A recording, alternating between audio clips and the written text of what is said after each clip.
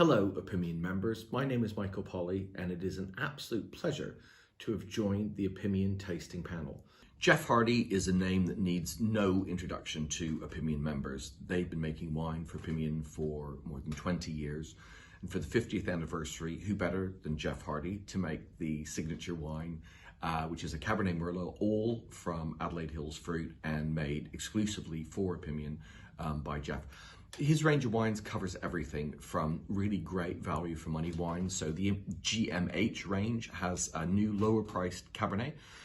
It's also got a Bordeaux blend, and these are super value for money. And then above that's K1. So the 50th anniversary wine comes from the K1 series. These are all from his own vineyards in Adelaide Hills. And there's also a mixed case of Shiraz. So 2018, 19 and 20 Shiraz in a mixed case. And then the other range of K1 wines as well. So Jeff Hardy continues to just make brilliant wines, and we're delighted to have them in issue 300. You'll notice a real focus in issue 300 on wines of the McLaren Vale. And I make no apology for that. I've been going to the McLaren Vale for the last 15 years. I still don't really think I understand it. It's one of the most geologically complex regions in all of Australia. And unlike the Barossa, which is sort of, low altitude and flat, and the Eden, which is high altitude and a little bit hilly, you've got everything in the McLaren Vale. So it starts off at the coast and it runs on a plain, sort of going up towards the east, getting higher. And as that happens, the soil types change as you go up. So down at the bottom, there's this weird black cracking clay. Higher up, there's some Terra Rossa soil, which you find exactly as you would in Coonawarra. And further up still, there's loam over clay. And then at the top in Blewett Springs, there are sandy soils. And so this gives rise to a whole range of different grape varieties. And issue 300 really focuses on those and offers you the opportunity to taste through a range of wines from throughout McLaren. So we're starting off with Beck Hardy. So Beck Hardy is the 6th generation, daughter of Jeff. And she makes a range of great value wine. So if you want good value everyday drinking, it's Beck Hardy. Next up is Hastwell and Lightfoot. Again, no stranger to Opinion members. These guys have got 16 hectares in the lower part of McLaren Vale, and they're mainly focusing on Shiraz and Cabernet.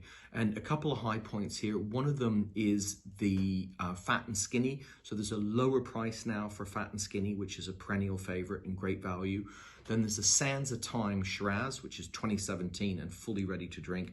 And the 38 days Shiraz Cabernet, 2016, and again, fully ready to drink, and 38 days on the skins.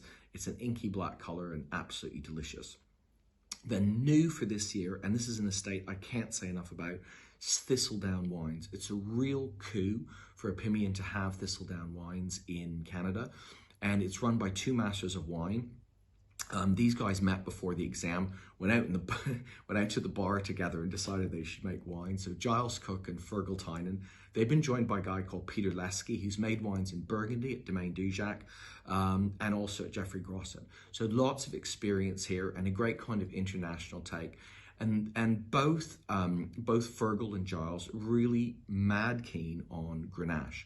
And Grenache is this sort of unsung hero. You get it in Châteauneuf-du-Pape, you get it in Priorat, you get it in Sardinia, and of course it is absolutely magic in the hot climates like Barossa Valley and McLaren Vale.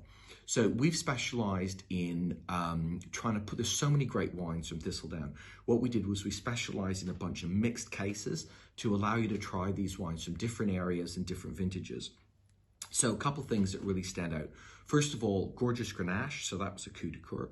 And next, the quickening from Barossa. This is 100% Shiraz, and there's 3 different vintages of that, which is a beautiful mixed case. The other one, moving up a little bit in price range, is Silken Beastie, which is from older vines, again from the Barossa, and 2 different vintages of that. Now, at the top of the tree, and I know it's expensive, but it is absolutely brilliant, and I would thoroughly recommend trying this, is the Bachelor Vineyard and the Machos Vineyards, one in Barossa, that's a Bachelor Vineyard, Machos Vineyard in Eden Valley. So this is high up, about 700 meters above sea level, both Shiraz, but it's brilliant expression that you can compare the heavier kind of style from Barossa, the lighter style from Eden Valley.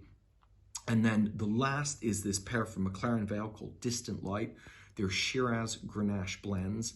and again, 2 different vintages of that to try. So Thistledown wines, new to Opimian. I would urge you to buy these wines. There's a range of prices from gorgeous Grenache, the coup de coeur, all the way up to these single vineyard expressions, but made by people who are incredibly passionate about Grenache and Shiraz and really have got this deft touch matching the vinification to the soil type. And I love them. They were the highlight for me of the whole C300 tasting. So from the McLaren Vale, we're going to fly 4,000 kilometers to the west to Margaret River, which is the wine growing district just to the south of Perth.